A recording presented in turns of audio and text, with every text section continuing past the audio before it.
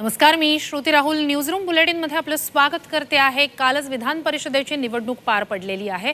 मवियाचा एक उमेदवार त्यात पराभूत झालेला आहे। शेकापचे जयंत पाटील पराभूत झालेत। याच मुद्द्यावरून मवियामध्ये काय प्रतिक्रिया उमटलेल्या आहेत, विरोधकांनी या सगळ्यावर नेमकं काय म्हटलेलं आहे आणि सत्ताधाऱ्यांकडून या सगळ्या संदर्भातल्या काय प्रतिक्रिया, त्या पुढच्या काय घडामोडी घडतायत, कोणी नाराजी व्यक्त केलेली आहे, या सगळ्याचा आढावा आणि राज्यातल्या महत्त्वाच्या बातम्यांचा आता आढावा बुलेटिनमध्ये घेऊया। सुरुवातीला पाहूया हेडलाईन्स। विधान परिषद निवडणूक धनशक्ती विरुद्ध जनशक्तीची। प्रत्येक आमदाराला 20 ते 25 कोटींचं वाटप। मतांसाठी 2 एकर जमीन दिल्याचाही राऊतांचा आरोप। शरद पवारांनी जयंत पाटलांच्या पाठीत खंजीर खुपसला।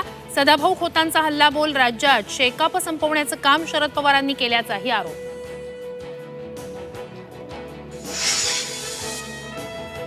सरकारनं वेळ काढूपणा करू नये। आज दिवसभर वाट बघणार मराठ्यांचा रोष परवडणारा नाही। जरांगेंचा इशारा। विरोधकांचं कारण पुढे करू नका, सत्ताधाऱ्यांना सुनावलं।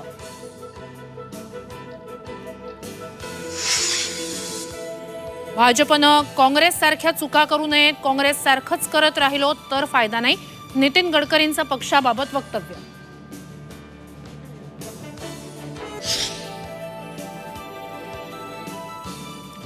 आणि बुलेटिनच्या सुरुवातीला एक महत्त्वाची घडामोड आहे।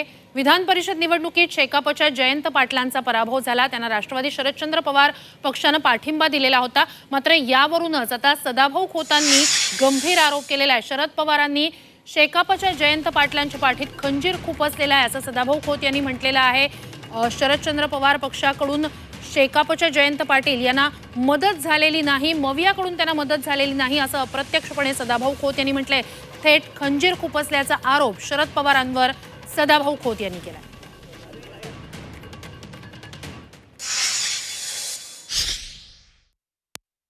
जयंत पाटील हे शेका पक्षाचे वरिष्ठ नेते आहेत। शेतकरी आणि कामगारांच्या चळवळी या महाराष्ट्रामध्ये त्यांनी उभा केल्या, पण त्या जयंत पाटील यांच्या पाठीमध्ये खंजीर खुपसण्याचं काम जाणता राजा बनवणाऱ्या शरद पवारांनी केलं हे आता स्पष्ट झालं। तुम्ही महाविकास आघाडी बनवता, त्याची सत्ता राज्यामध्ये जे शरद पवार साहेब आणतात, मग जयंत पाटील सारख्या लढवय्या माणसाचा तुम्ही का घात केला, याचंही उत्तर शरद पवारांना महाविकास आघाडीला द्यावं लागेल। जयंतराव पाटील हे महाविकास आघाडीतले किंवा शेका पक्ष हा महाविकास आघाडीतला एक महत्त्वाचा घटक पक्ष आहे। रायगड जिल्ह्यामध्ये शेका पक्षानं महाविकास आघाडीचं प्रामाणिकपणे काम केलेलं आहे। माननीय शरद पवार यांनी जयंतराव पाटलांसाठी कसोशीने प्रयत्न केले, पण शेवटी आमच्याकडे जी मतं होती त्या मतातच आम्हाला खेळावं लागलं। सत्ता असती, पैसे असते, कालचा भाव तुम्हाला माहिती आहे का आमदारांचा? जे 23च्या पुढे ज्यांना 26 मतं पडली, 25 मतं पडली, 24, त्या आमदारांचा भाव पत्रकारांनी समजून घ्यावा। काल शेवटचा भाव किती होता आणि नुसता भाव नव्हता, काही आमदारांना 2 एकर जमीन दिली।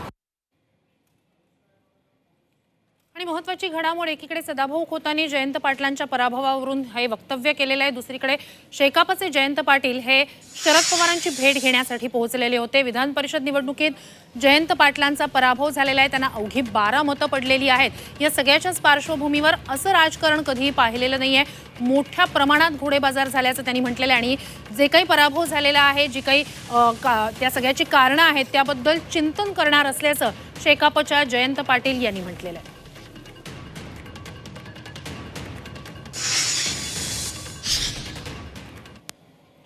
कारण म्हणजे काय, याच्यामध्ये ज्या पद्धतीचा घोडाबाजार झालेला आहे की महाराष्ट्राच्या आणि देशाच्या आयुष्यामध्ये पहिल्यांदा एवढ्या मोठ्या प्रमाणात घोडाबाजार झालेला आहे आणि त्याच्यावर मी पराभव आहे। आता मी त्याचं आत्मचिंतन करतो आहे। आज आता आमची सेंट्रल कमिटीची मीटिंग चालू आहे, तेवढ्यासाठी विजय झाला असला तरी आम्ही आत्मचिंतन करतो आणि पराभव झाला तरी आम्ही आत्मचिंतन करतो। तर त्याबाबत काय नाही, पुन्हा लढू, त्याच्यात काय फरक येत नाही आहे।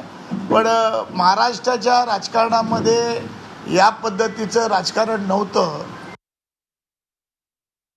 मी राष्ट्रवादीच्या 12 मतावर उभा होतो, त्यातलं एक मत फुटलं, यामध्ये आमची पण मतं फुटली आणि जर मला 4 मतं मिळाली असती तर सेकंड प्रेफरन्समध्ये मी जवळजवळ 25 ते 30 मतं आणखीन जास्त घेऊन निवडून आलो असतो। तेच गणित होतं. काँग्रेसने जर सेकंड प्रेफरन्सची मतं समान वाटली असती किंवा जो 1 नंबर त्यांनी शिवसेनेला दिला तो आमचा आग्रह होता. आपण होतात रात्री 3:30 वाजेपर्यंत काँग्रेसची आणि आमची मिटिंग चालली होती तेव्हा. त्यावेळेला जर ती दिली असती तर निकाल बरोबर होता. मी त्याच मतावर घेऊन 14 मतावर घेऊनच निवडणूक लढवत होतो. आणि महत्त्वाची घडामोड ती म्हणजे विधान परिषद निवडणुकीतल्या घोडे बाजारावरून संजय राऊतांनी थेट आरोप केलेला आहे. 20 ते 25 कोटी रुपये वाटण्यात आले असं त्यांनी म्हटलेले. अगदी 2 एकर जमीन देण्यात आल्याचं सुद्धा संजय राऊतांचं वक्तव्य आहे. विधान परिषदेची ही निवडणूक धनशक्ती विरुद्ध जनशक्ती अशी होती असं म्हणत थेट सत्ताधाऱ्यांवर संजय राऊतांनी हल्लाबोल केला.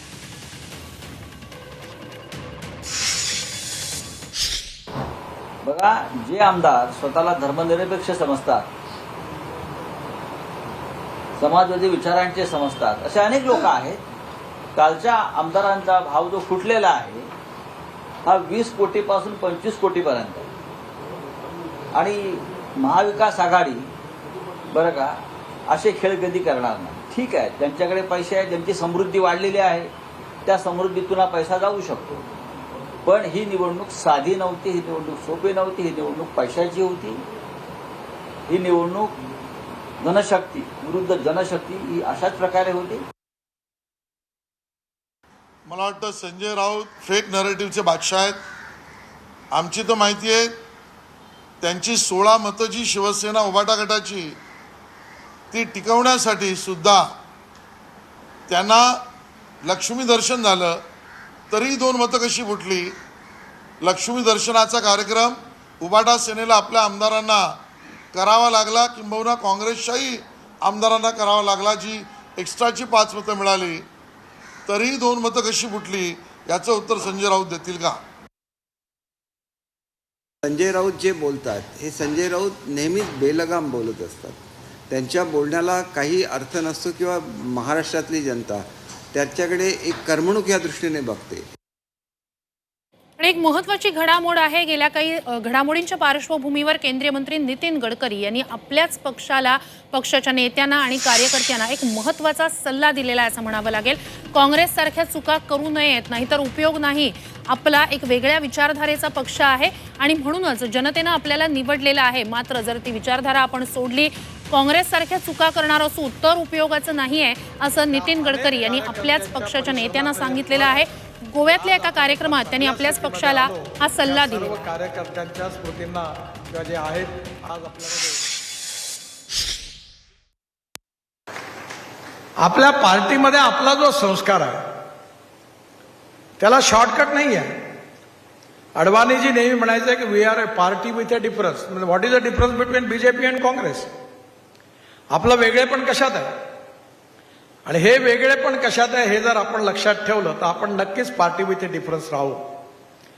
पण जे काम नाही करायला पाहिजे जे ज्यांनी केलं आणि ज्यांच्या नाराजीमधून लोकांनी आपल्याला निवडून दिलं तेच काम जर आपण करणार असू तर त्यांच्या जाण्यात फायदा नाही आणि आपल्या येण्यात फायदा नाही. तर पार्टी विथ डिफरन्सची आठवण गडकरींनी आपल्याच पक्षाला करून दिलेली आहे. एक महत्त्वाची घडामोड आहे. आपल्याला माहिती आहे मनोज जरांगे सध्या मराठवाड्यात मराठा आरक्षण जनजागृती शांतता रॅली करतायत. आज या शांतता रॅलीचा शेवटचा दिवस आहे, सांगता दिवस आहे आणि त्याच वेळेला त्यांनी जे अल्टिमेटम सरकारला दिलेला आहे त्या अल्टिमेटमचा सुद्धा शेवटचा दिवस आहे आणि त्यामुळेच जरांगेंनी सरकारला इशारा दिलेला आहे. मराठ्यांचा रोष परवडणारा नाहीये आणि सरकारला इशारा देतानाच 288 आमदार अन्यथा पाडू असं त्यांनी म्हटलेलं आहे. आणि सरकारला मनोज जरांगेंनी शेवटच्या दिवशी इशारा देत वेळ गेलेली नाहीये, मराठ्यांचा रोष परवडणारा नाहीये असं म्हटलेलं आहे. विरोधकांनी जायलाच पाहिजे होतं. जनतेला न्याय मिळावा या भूमिका त्यांची असलीच पाहिजे. पण ते नाही गेले म्हणून तुम्ही आम्हाला त्यांचं कारण सांगणार का? आता सत्ता तुमच्या हातात नाही आलेत, नाही आली. तुमची इच्छाशक्ती आहे ना, राजकीय इच्छाशक्ती, चला द्या. काय गरज आहे त्यांच्या मागं पळायची? कशामुळे पळताय? उलट तुम्हाला सांगायला होईल की विरोधक आला नाही तरी आम्ही सरकार आहे मराठा आणि कुणबी एकच कायदा पारित केला, सगळ्या सोयरीची अंमलबजावणी दिली, 3ही गॅजेट घेतले, केसेस सुद्धा मागे घेतल्यात, प्रमाणपत्र देण्याचं काम सुरू आहे, व्हॅलिडिटी सुद्धा तातडीनं आम्ही आज सरकारनं आदेश काढलेत की तातडीनं द्यायला सुरुवात करा. हे सांगायला पाहिजे. त्यांचं कारण सांगून तुम्हाला द्यायचं नाही का आम्हाला? मग जाहीर सांगतो, सरकारला मराठ्यांचा रोज परवडणारा नाही. मराठे एक दिवस सगळे मराठी कामं सोडून द्यायला लागले आणि स्वतःच्या लेकरासाठी रस्त्यावरती यायला लागले. सरकारला एवढं तरी कळायला पाहिजे ही किती मोठी खतखत आहे. ही खतखत आपले पक्ष तर संपील पण सगळ्या उमेदवार सुद्धा संपवून टाकेल. हे सरकारच्या का लक्षात येत नाही? मी आणखीनच सावध करतोय सरकारला, तुमच्या हातातून वेळ गेलेली नाही. मला किंवा माझ्या समाजाला राजकारणात यायचं नाही. तुम्ही आम्हाला त्याच्यात ढकलू नका.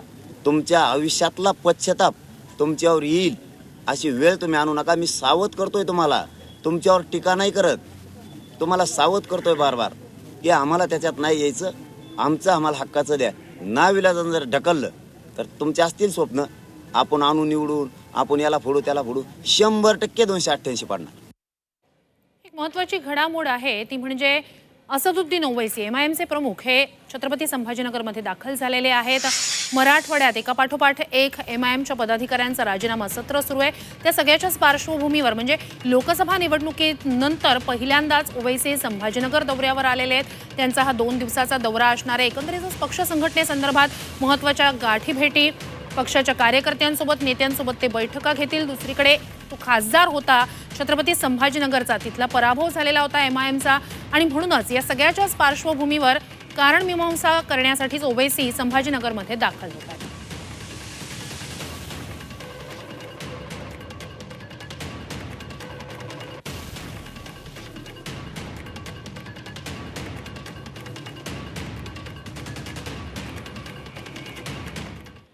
आणि एक महत्त्वाची घडामोड आहे. वादग्रस्त IAS ऑफिसर असलेल्या पूजा खेडकर यांच्या आईवर वर्षभरानंतर गुन्हा दाखल झालेला आहे.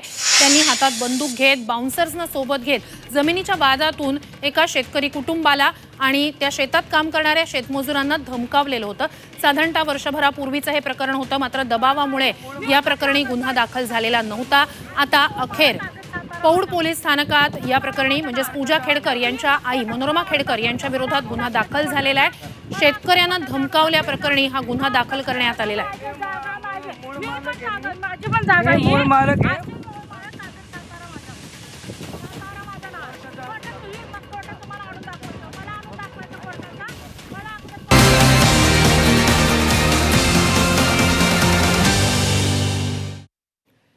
आणि राज्यातल्या या काही महत्त्वाच्या घडामोडी पाहिल्यानंतर इतरही महत्त्वाच्या बातम्यांचा आढावा आता बुलेटिनमध्ये सुपरफास्ट घेऊया.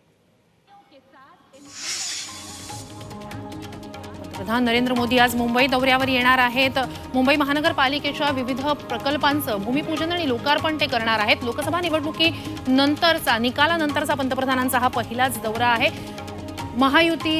महायुतीकडून विधानसभेच्या निवडणुकीसाठी रणशिंग फुंकलं जाणार आहे या दौऱ्यातून असं म्हटलं जातं.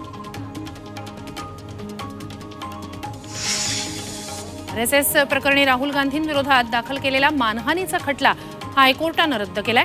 महात्मा गांधी यांच्या हत्येत राष्ट्रीय स्वयंसेवक संघाचा सहभाग असल्याचं वक्तव्य राहुल गांधींनी भिवंडीतल्या सभेत केलं होतं. याच प्रकरणी भिवंडी दंडाधिकारी न्यायालयात राष्ट्रीय स्वयंसेवक संघाच्या कार्यकर्त्यानं मानहानीचा खटला दाखल केला होता. हा खटला रद्द करण्यात आलाय.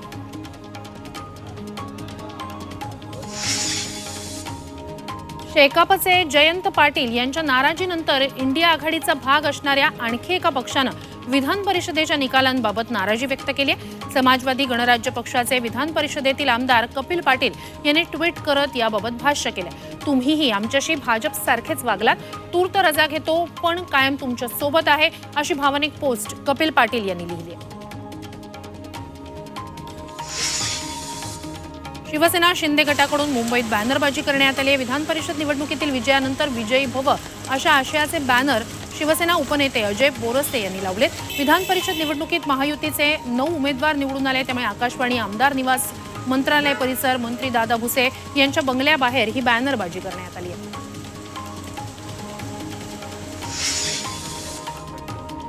काँग्रेस खासदार गोवाल पाडवी यांनी लाडकी बहीण योजनेवर प्रश्नचिन्ह उपस्थित केलंय. योजनेची वेबसाईट आणि सर्व्हर चालत नसल्यानं महिलांना मोठी अडचण होतीये. ॲपवर लोड आल्यानं ते देखील चालत नाहीये. त्यामुळे ही योजना फेल होण्यासारखी असा आरोप पाडवींनी केला. अग्निवीर योजनेवरून सामनातून केंद्र सरकारवर टीका करण्यात आली आहे. आपला निर्णय चुकलाय असं खुल्या दिलानं मान्य करून ही योजनाच रद्द करण्याऐवजी अग्निवीरांना नवीनच लॉलीपॉप देण्याचा प्रयत्न सरकारनं चालवलाय अशी टीका सामनातून करण्यात आली आहे. अग्निवीर फौजेच्या रोजीरोटीचा प्रश्न या 10% आरक्षणाच्या लॉलीपॉपनं सुटणार आहे का असा सवालही सामनातून विचारण्यात आलाय. मुख्यमंत्री एकनाथ शिंदेंनी सगळे सोयरे अध्यादेश काढला तर मुंबईत येऊन आझाद मैदान जाम करू असा इशारा ओबीसी नेते लक्ष्मण हाकेंनी दिलाय. मुख्यमंत्र्यांनी मनोज जरांगेंना दिलेल्या शब्दानुसार सगळे सोयरेचा अध्यादेश काढला तर सरकार पुढच्या अडचणी वाढतील असा इशाराही हाकेंनी दिलाय. संभाजीनगरमध्ये जरांगेंच्या शांतता रॅलीचा समारोप होणार आहे. या पार्श्वभूमीवर मराठा स्वयंसेवकांकडून जेवणाची व्यवस्था करण्यात आली आहे. 15 ते 20 हजार मराठा बांधव जेवतील अशा पद्धतीनं 7 हिल उड्डाण पुलाखाली महिलांकडून स्वयंपाक बनवण्याचं काम सुरू आहे.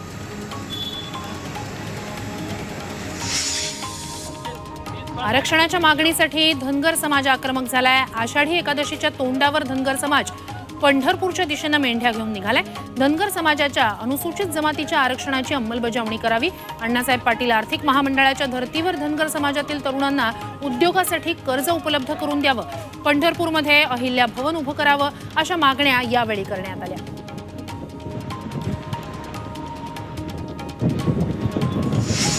एक महत्त्वाची घडामोड आहे बदलापुरात सांडपाण्याची वाहिनी फुटलेली आहे.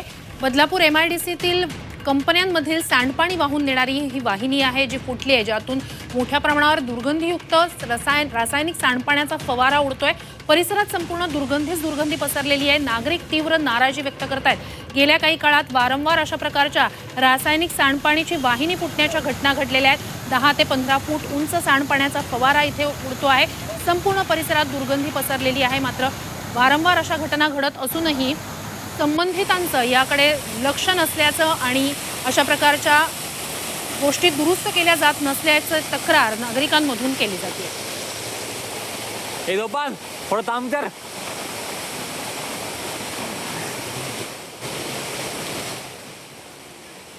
बदलापूरमधली ही अत्यंत महत्त्वाची घडामोड होती. राज्यातल्या सगळ्याच महत्त्वाच्या घडामोडींवर आमचं लक्ष असंच असणार आहे. झी 24 तासवर बातम्यांचा ओघ असाच सुरूच राहणार आहे. मात्र तूर्तास न्यूजरूम लाईव्ह बुलेटिनमध्ये वेळ झालेली आहे. इथेच थांबण्याची. पाहत रहा झी 24 तास.